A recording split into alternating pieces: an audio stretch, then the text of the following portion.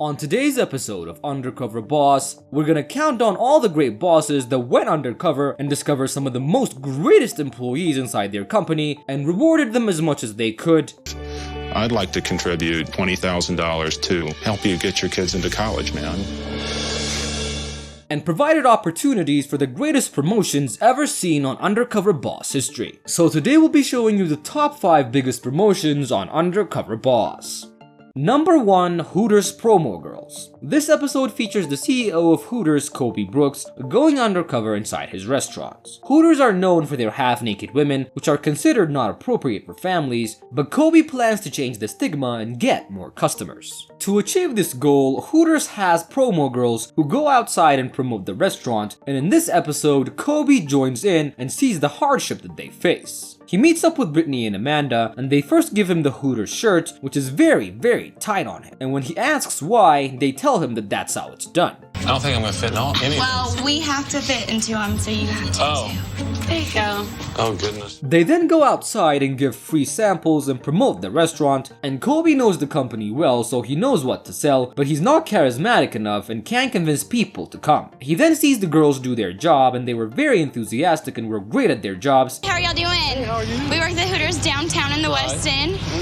We would like for y'all to come visit us. What do y'all think about Hooters? And they manage to get a few customers, but Kobe sees the reality that even though the girls are doing great, only single males are accepting the offer. He finds out that the majority of people still don't like Hooters, the main reason being how the girls dress. This comes as a shock to Kobe, who thought that the stigma against the girls was fading off. But he finds out from a potential customer, a lot of people think the way that they dress is demeaning to women, and Kobe was very upset to hear this, but the girls tell him that this happens every day, and that they love their jobs, and that they have to learn to ignore people that disapprove of their choices. After spending the day with the girls, Kobe is stunned by what he learned, and he believes what Hooters does is not demeaning to women, and even plans to let his daughters become Hooter girls when they grow up. Yeah, there was one woman that said she would never ever let her daughters, work at Hooters, but my 2 daughters, they say, hey, I want to work at Hooters, absolutely. The other thing Kobe learned was how good and passionate Brittany and Amanda were in their jobs, and after he finished his undercover time, he invites them to his office to praise them, but to mainly reward them by giving them a promotion to the company's marketing department, which will give the girls power to come up with their own marketing strategy. The position also comes with a pay raise for them, so they can have a bright future ahead.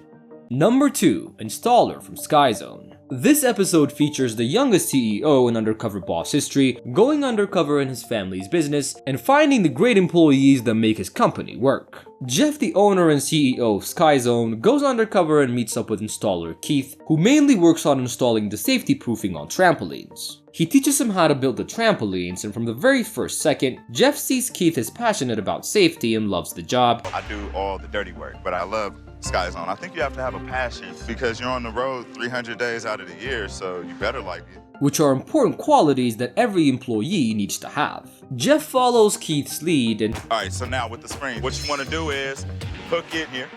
Yeah, just hook it right there.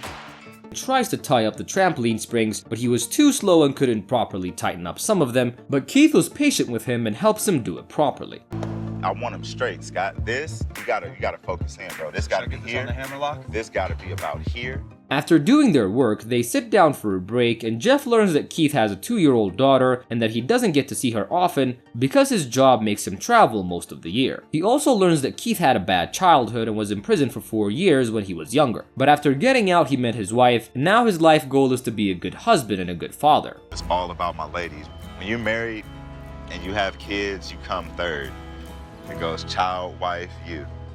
Jeff was inspired by this story and dedication, and after finishing his undercover time, he invites Keith over and tells him that he had an incredible time with him, and he also tells him that he loved his passion for his work, and as a reward, he gives him a promotion to a level 2 installer, which comes with a 13% raise, and will also allow him to see his daughter more, and he also offers to pay for his daughter's future education and gives him another $30,000 just to help him out and his family.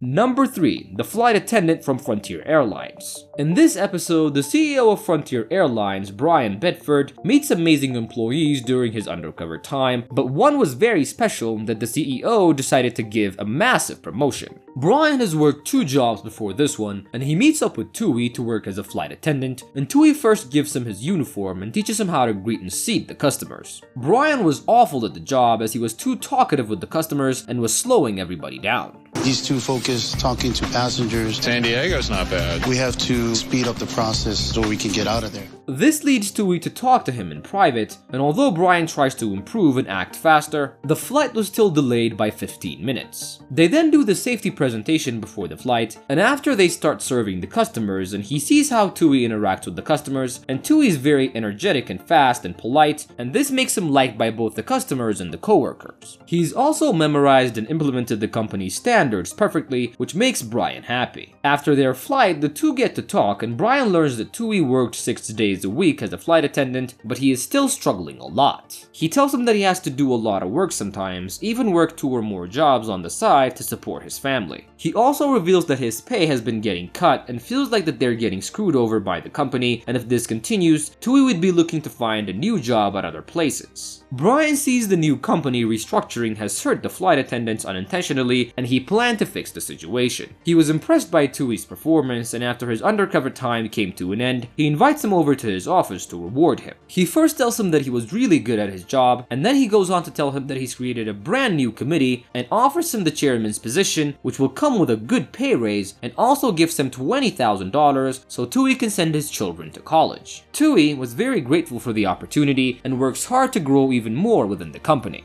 My son's in college and it's so hard. I'm just so grateful to receive that blessing from him.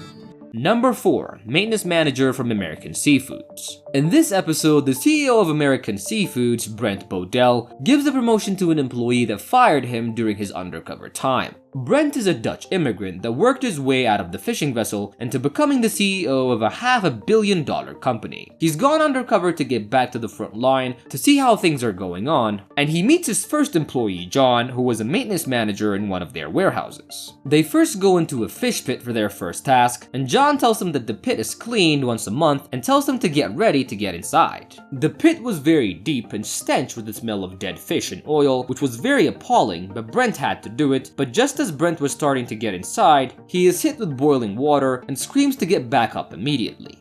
This water is boiling! Lift me up! Up! Up! Up! Lift me up! It's boiling! John then pulls the rope back and gets Brent out, and thankfully, the protective suit that he was wearing protected his skin from the water, and he refuses to go back down again. John wasn't impressed by his performance yet, and he didn't think that the water was that hot, and Brent also refusing to go back even after he offered to release cold water was also a negative in John's eyes. They then go to repair wiring on broken machines, and Brent struggles to follow John's instructions, which was starting to make him frustrated and lose patience. By cutting the wrong one, what you've done is double the work. Not that I realized that. Brent sees John was great at his job and admires that, but he can't seem to pick up on his teachings. John then invites Brent to his office and actually fires Brent, and then tells him that he was not good at his job and that he won't be needed anymore. Brent was quite disappointed by this, but he understands that he was bad at the job, and he was glad that a person like him won't ever be hired in that position. He also sees how good John was at his job, so when he finally finishes his undercover time, he invites him to his office to reveal his true identity. John is surprised and a little upset because he was tricked. I had that feeling back on my head. Being tricked doesn't make me happy. But Brent praises him for his job and offers him a promotion to be a general manager, which comes with a substantial raise. John's face lights up and he forgives Brent for tricking him, and they end the meeting on a high note.